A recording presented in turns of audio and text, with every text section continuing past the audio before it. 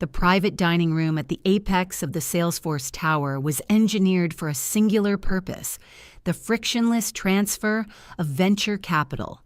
The ambient lighting was calibrated to reduce optical fatigue, the acoustic paneling absorbed external street noise, and the heavy mahogany conference table was pre-wired with high-bandwidth fiber optics. We were not here for a social gathering or a celebratory meal. We were here to execute a $20 million Series A funding round for a logistics software startup named Aerometrics. The founder and chief executive officer of the startup was my older sister, Victoria. I arrived 45 minutes before the scheduled reservation. I did not come to offer familial support, nor was I invited as a guest. I was contracted by Sterling Vanguard, the venture capital firm hosting the dinner, to conduct a live forensic technical audit of Victoria's platform. Elias Sterling, the billionaire architect of the fund, did not write 8 figures checks based on heavily rehearsed pitch decks and charismatic projections. He required empirical proof of backend viability. I bypassed their sanitized graphical user interface and accessed the root directory of their staging server. Operating through a secure, custom-compiled Linux environment, I initiated a deep packet inspection of their core architecture. I deployed a series of automated stress tests designed to evaluate the load-balancing capabilities of their infrastructure. Victoria had spent the last 6 months aggressively marketing Aerometrics as a revolutionary tech platform. Her pitch claimed the software utilized advanced neural networks to optimize global supply chains and predict market fluctuations in real time. It took me exactly 14 minutes to dismantle the illusion. I ran a diagnostic query against their primary data repository, cross-referencing their live execution logs with the structural demands of a genuine machine learning environment. The architecture was profoundly hollow. There was no proprietary algorithm.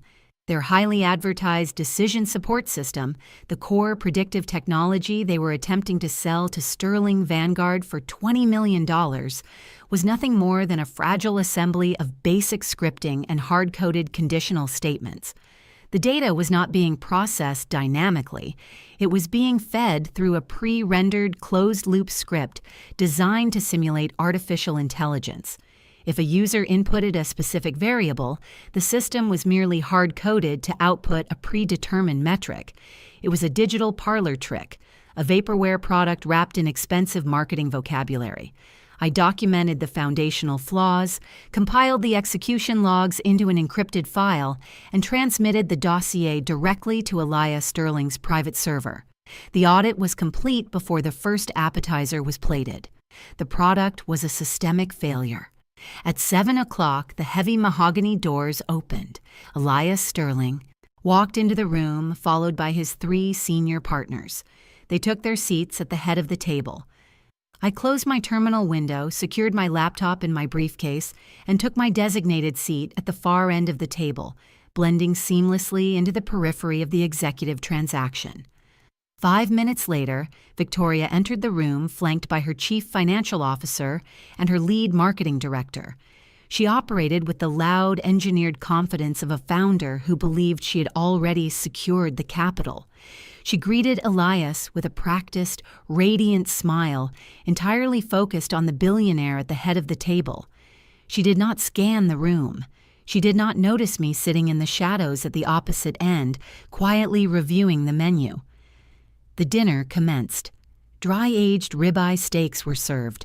The waiters moved silently, pouring vintage Bordeaux. I cut into my steak, maintaining strict professional silence as Victoria stood up at the center of the room, activating the primary projection screen to begin her pitch. She navigated through her slide deck with polished precision. She deployed industry buzzwords, highlighted fabricated user acquisition metrics, and painted a picture of inevitable global dominance. The Sterling Vanguard partners listened impassively, their expressions unreadable, their financial leverage resting heavily in the quiet room. Halfway through her presentation on back-end scalability, Victoria paced toward my end of the table to emphasize a point on the secondary display. As she turned, her eyes swept across the seated guests and finally locked onto my position. the presentation ground to an immediate, jarring halt. We had not spoken in 3 years. During that time, Victoria had cultivated a curated image of a tech visionary.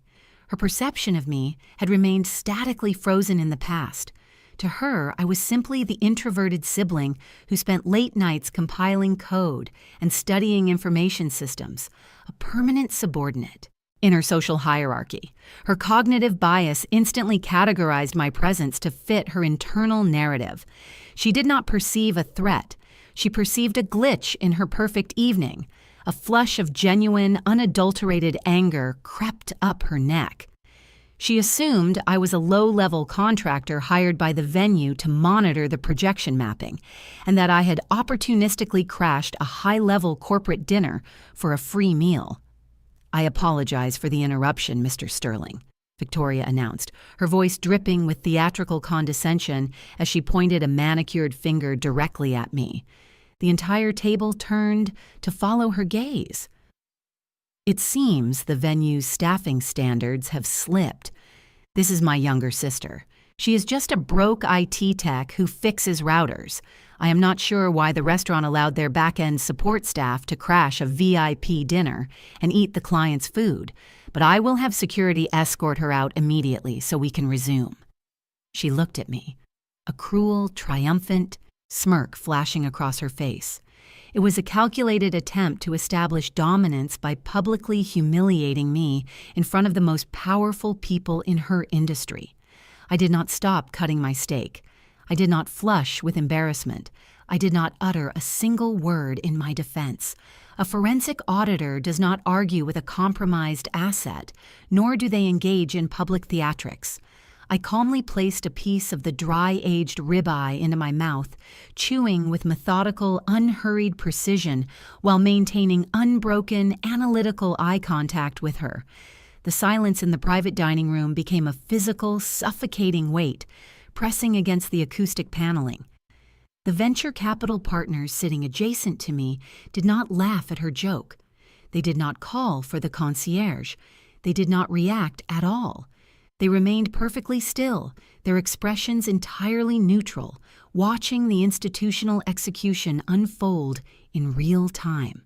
At the head of the table, Elias Sterling carefully placed his linen napkin onto the mahogany surface. The acoustic paneling absorbed the faint rustle of the fabric. He stood up. Sterling bypassed Victoria entirely. He walked the entire length of the conference table, his footsteps echoing cleanly in the tense room. He stopped next to my chair. I set my silverware down. Sterling extended his hand. "Flawless diagnostic work tonight," Sterling stated, his voice a low, resonant hum of authority. I shook his hand firmly. "The dossier you transmitted saved this firm a $20 million liability." Sterling released my hand and turned slowly to face Victoria. Her confident smirk had vanished completely. The blood drained from her face, leaving her skin the color of damp parchment. Her marketing director took a panicked half-step backward. The architecture of her reality was short-circuiting. "Miss Vance," Sterling addressed her, his tone completely stripped of professional courtesy, "you are under the mistaken impression that the woman sitting at this table is hotel support staff. She is not. She is the senior architect of information systems for Sterling Vanguard. She is the individual who conducts the technical due diligence on every line of code this firm considers acquiring." Victoria froze, her jaw slackening as the terminal gravity of the situation locked into place. Victoria stared at Elias Sterling. Her cognitive processing stalled. The rigid social hierarchy she had constructed over 3 decades, a framework where she was the visionary executive and I was merely a static, irrelevant background element, was disintegrating in real time. She looked from the billionaire investor standing at the head of the table to me, sitting quietly at the far end with my hardware resting on the polished mahogany. "Mr. Sterling," Victoria stammered. Her voice lost its engineered projection, dropping into a register of uncoordinated defense. "There must be a miscommunication. She is my younger sister. We grew up in the same house. She repairs hardware and sets up local office networks. She does not evaluate enterprise software. Sterling did not offer a polite smile. He did not engage in the social pleasantries required to soften a corporate rejection. He turned his attention back to the primary projection screen, which still displayed Victoria's inflated user acquisition graph in bright, saturated colors. Your shared childhood geography is irrelevant to our due diligence protocols, Sterling stated. His tone was a flat, unyielding line. What is relevant is the structural integrity of the architecture you are attempting to sell to this firm. You claim Aerometrics utilizes a proprietary neural network to process predictive logistics and supply chain variables. It does, Victoria insisted, gripping the edges of her presentation podium. She grasped at the remnants of her pitch, looking at her chief financial officer for validation. The CFO was staring intently at his water glass, already calculating the legal fallout. Our algorithms are currently deployed in closed beta testing across 3 coastal shipping hubs. The predictive models are functioning exactly as intended. I placed my fork and knife parallel on the ceramic plate. The faint clink of the silver resonated cleanly through the quiet room. I did not ask for permission to speak. I opened my laptop. I bypassed the venue's encrypted wireless network and established a direct handshake with the primary room projector. Victoria's colorful, sanitized graph vanished instantly. It was replaced by a raw black command line terminal interface. Lines of stark white code began scrolling down the screen at a rapid pace. The venture capital partners sitting adjacent to me shifted their focus from the founder to the raw data illuminating the far wall. This is a live diagnostic capture of your core processing directory, I explained. My voice carried no anger, no vindication, and no familial warmth.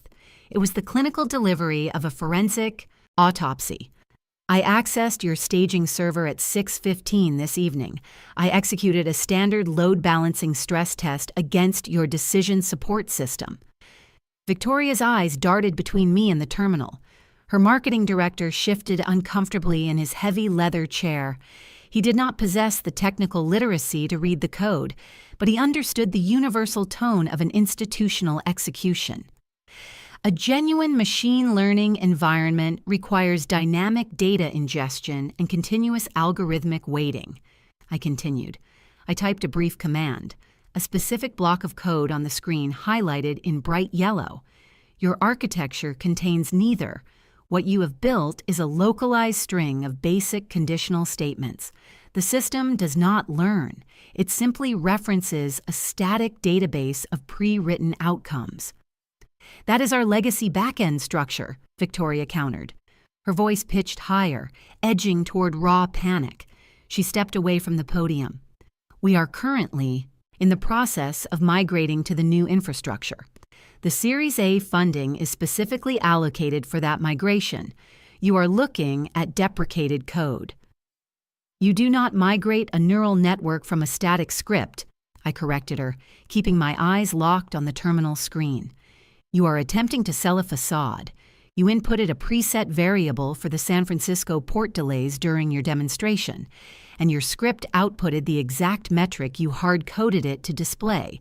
It is not an algorithm, it is a digital parlor trick.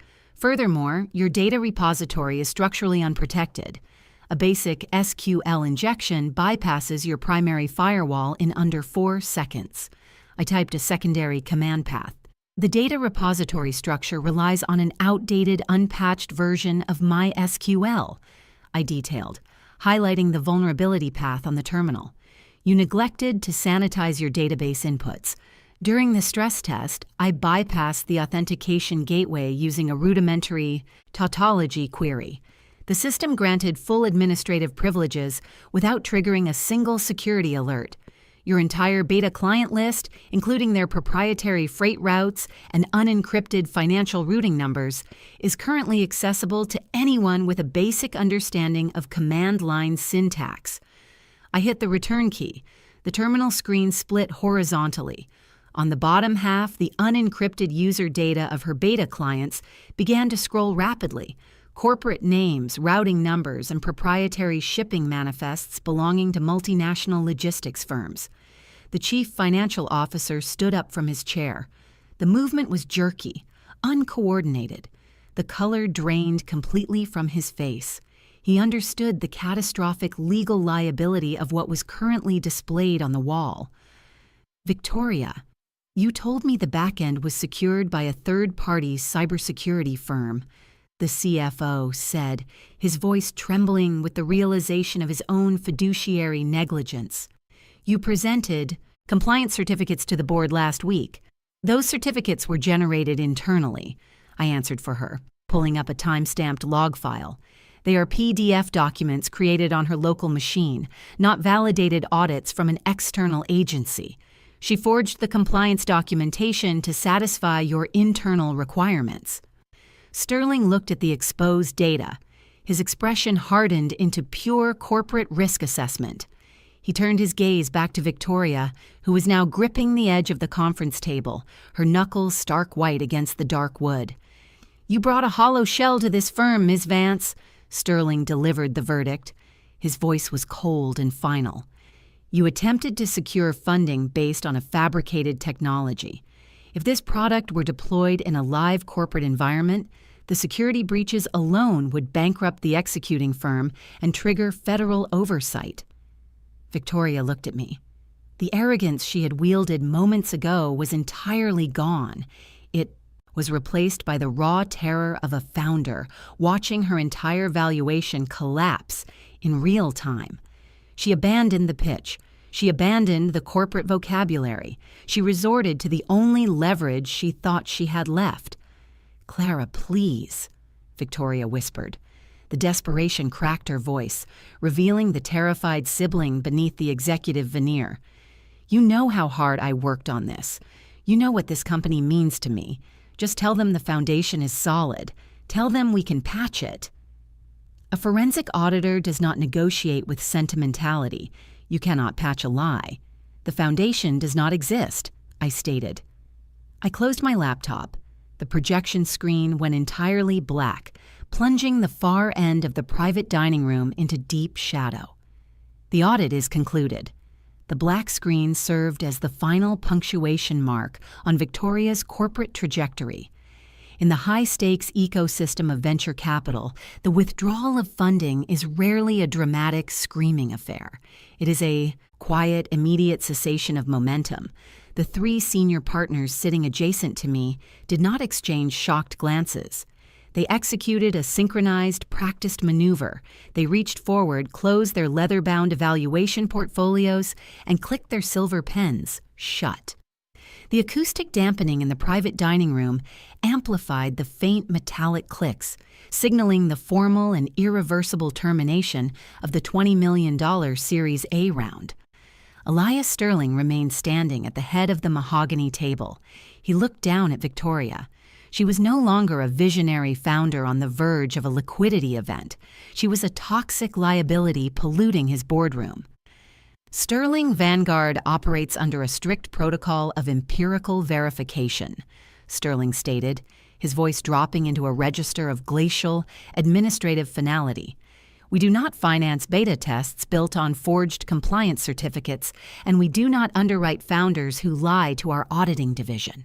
Your Series A term sheet is hereby revoked, effective immediately." Victoria's breathing became shallow and erratic. The curated executive persona fractured entirely, leaving behind the raw, uncoordinated panic of a cornered fraudster. "Mr. Sterling, you are making a localized decision based on a biased audit," Victoria countered, her voice pitched upward, echoing harshly against the wood paneling as she attempted to salvage the wreckage. "She is my sister. We have a complex personal history. She manipulated the staging server to intentionally sabotage this presentation. It is a conflict of interest. She altered the backend to make the system look hollow." It was a desperate, illogical pivot. She was attempting to use familial dysfunction as a shield against technical incompetence. I did not raise my voice to defend my professional integrity. A forensic auditor does not engage in emotional disputes. They rely on immutable data. "Server logs do not possess familial bias," I stated, cleanly, my voice cutting through her escalating panic. I kept my hands folded on the table. The diagnostic capture I executed generated a cryptographic hash of your staging environment at precisely 6:15 this evening. That hash proves the directory structure was entirely unaltered prior to my stress test. Furthermore, the localized timestamp on the forged PDF compliance certificates matches the MAC address of your personal workstation. You generated the fraudulent security documents on a Tuesday at 3 in the morning. I did not sabotage your infrastructure. I simply illuminated the fact that you do not have one. The chief financial officer, who had been standing frozen near the projection screen, abruptly pushed his chair away from the table. The friction of the wooden legs against the carpet was loud and jarring. He was a man who understood the crushing weight of federal regulations, and he realized he was currently standing in the blast radius of a severe securities and Exchange Commission violation. "Victoria?" the CFO said, his voice stripped of all corporate deference, replaced by acute legal terror. "You presented those security certificates to the advisory board as verified third-party audits. You used them to secure bridge loans from our angel investors last quarter. You utilized wire transfers to solicit funds across state lines based on a fabricated software architecture. Keep your voice down, David," Victoria hissed, stepping toward him, her hands trembling as she tried to maintain containment. "We can fix the back end. We just need the capital to hire the right engineers. It was a projection of what the software will be. It is standard industry practice to project future capabilities." "It is federal wire fraud," the CFO corrected her, his breathing accelerating as he backed away from her podium. He looked directly at Elias Sterling, prioritizing his own survival over his fiduciary duty to the startup. "Mr. Sterling, I was completely unaware of the structural fabrications. The financial projections I submitted to your firm were based entirely on the technical parameters Ms. Vance provided to my department, under penalty of perjury." Sterling did not offer the CFO absolution. Ignorance of the underlying asset does not indemnify the financial officer who signs the prospectus, Sterling replied coldly. "Your internal negligence is not my concern. My concern is the protection of my limited partners." The CFO turned back to Victoria. The professional tether snapped. "I am formally resigning as Chief Financial Officer of Aerometrics, effective this exact second," he declared, his voice trembling but definitive. "I am sending a digital copy of my resignation to the corporate council before I leave this building, and I am formally advising the board of directors that the core technology is compromised." He did not wait for her response. He picked up his leather briefcase, turned his back on the founder, and walked out, through the heavy mahogany doors, leaving Victoria entirely isolated at the center of the room. The lead marketing director, recognizing the terminal velocity of the collapse, quietly gathered his tablet and followed the CFO out the door without uttering a single word. Victoria was left standing alone near the podium.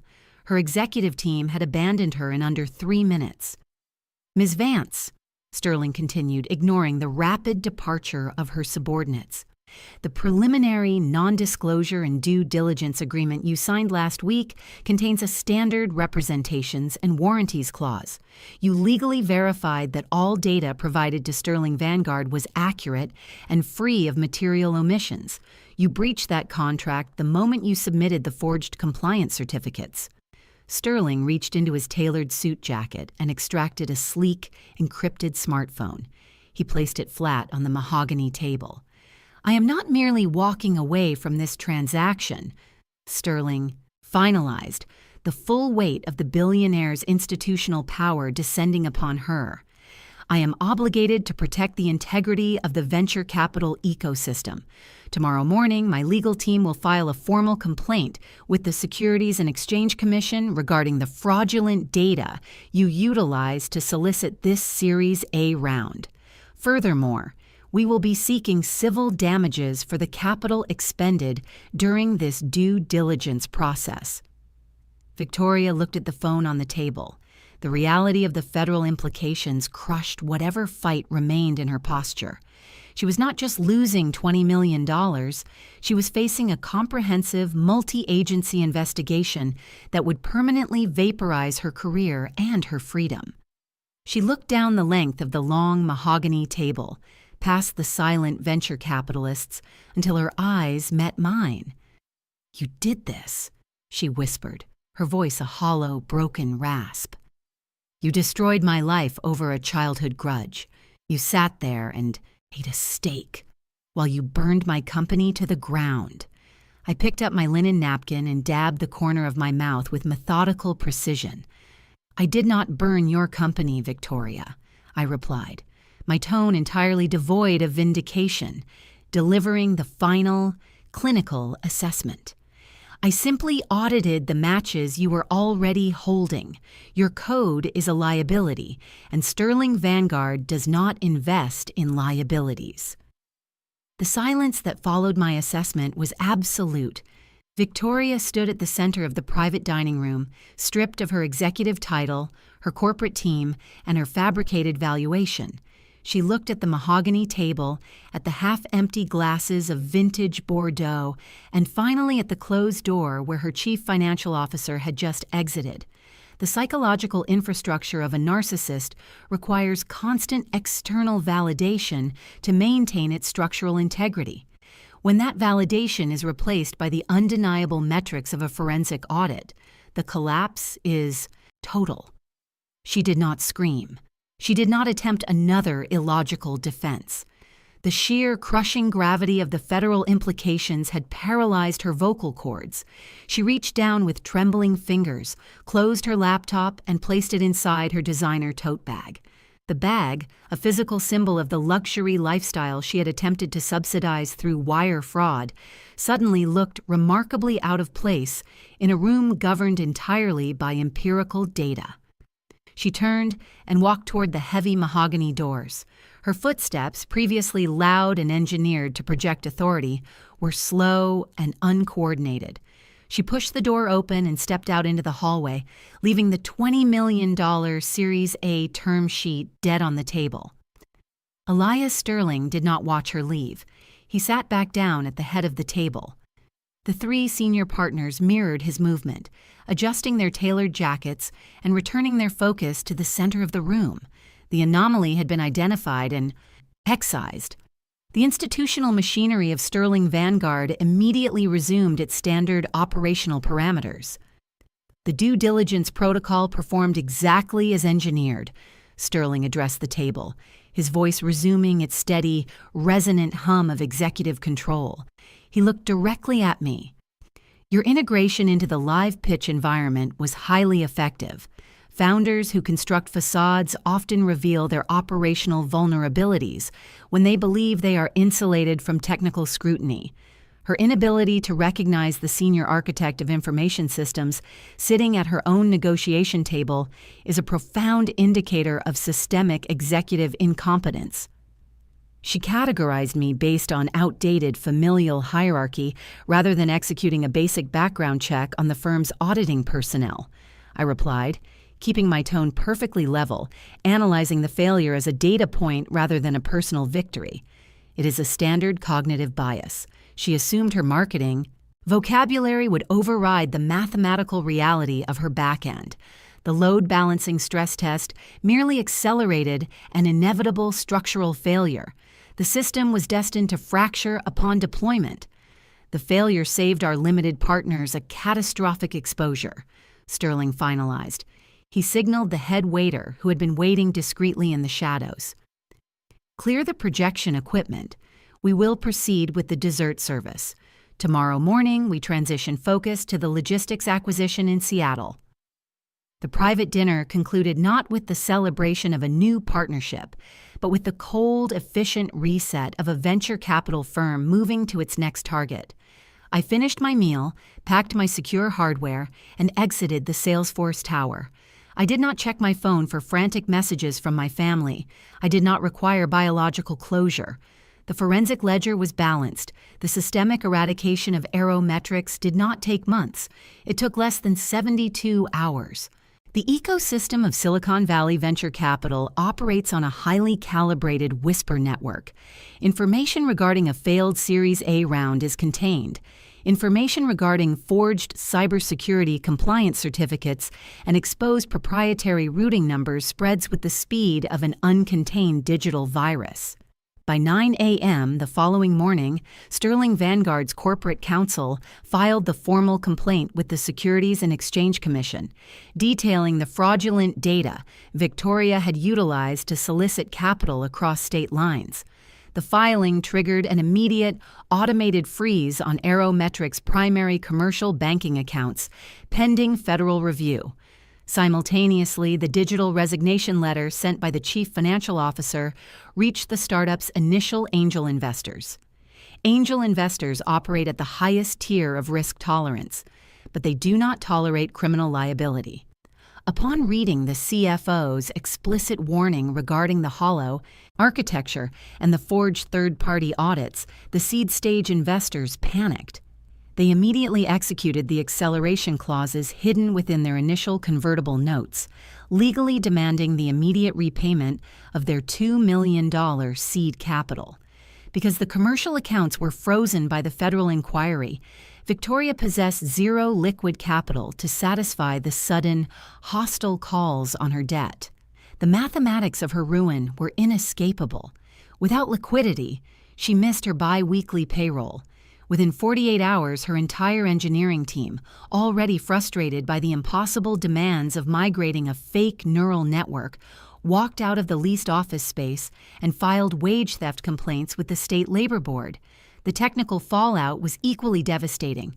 The beta clients, the multinational logistics firms she had aggressively courted to legitimize her platform, were notified of the severe data vulnerabilities exposed during my diagnostic capture.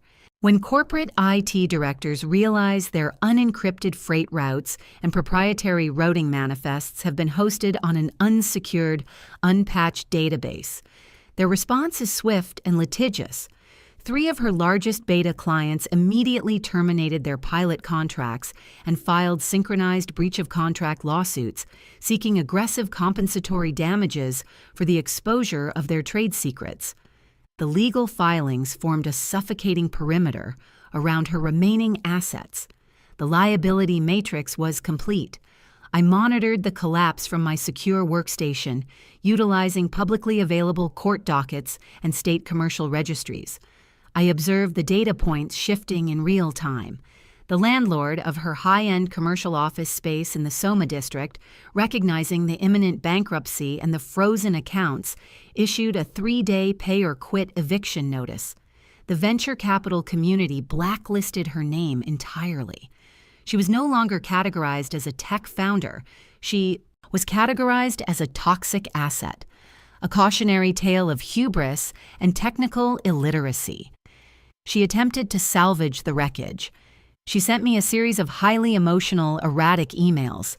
She oscillated between begging for a short-term bridge loan to cover her payroll and threatening to sue me for tortious interference. I did not read beyond the first line of the initial transmission. I engaged an automated email filter, routing all correspondence from her domain directly into a localized quarantine folder. A forensic auditor does not engage with a liquidated entity. The architecture of her fraud had been fully dismantled, not by a vindictive sibling, but by the cold, unyielding friction of empirical data grinding against a fabricated reality. The federal inquiry into Aerometrics required no further input from my division. The cryptographic evidence was secured on Sterling Vanguard servers. Within 3 weeks, the Securities and Exchange Commission formally charged Victoria with securities fraud. She had transmitted fabricated financial projections and forged cybersecurity certificates across state lines to solicit venture capital. The federal prosecutors did not negotiate. The digital trail was undeniable. Her defense attorney attempted to argue the software was merely in a pre-revenue visionary stage, a standard defense utilized by failed tech founders. The presiding judge rejected the argument during the preliminary hearing. Visionary stages do not include falsifying third-party audits and leaving multinational logistics databases exposed to basic SQL injections. Facing a guaranteed conviction, Victoria accepted a plea agreement. She pleaded guilty to a single count of wire fraud. She was sentenced to 36 months in a federal correctional institution. The sentencing guidelines included a binding restitution order that liquidated her remaining portfolio. Her condominium, her vehicles, and her frozen corporate accounts were seized by the court to partially satisfy the civil judgments filed by her defrauded beta clients. The Silicon Valley ecosystem scrubbed her name from its registries. She was permanently categorized as a structural liability. My life resumed its standard operational parameters. I did not attend her sentencing hearing. I was in London initiating a forensic structural audit on a decentralized finance protocol for a new client. The ledger was balanced. The threat was neutralized. The code is the only metric that matters. Victoria served her time in a standard-issue uniform, entirely stripped of the executive aesthetics she had valued above structural integrity. She attempted to contact me exactly once from the facility, utilizing the monitored inmate phone system. I did not accept the charges. I do not negotiate with liquidated entities. The audit was permanently closed.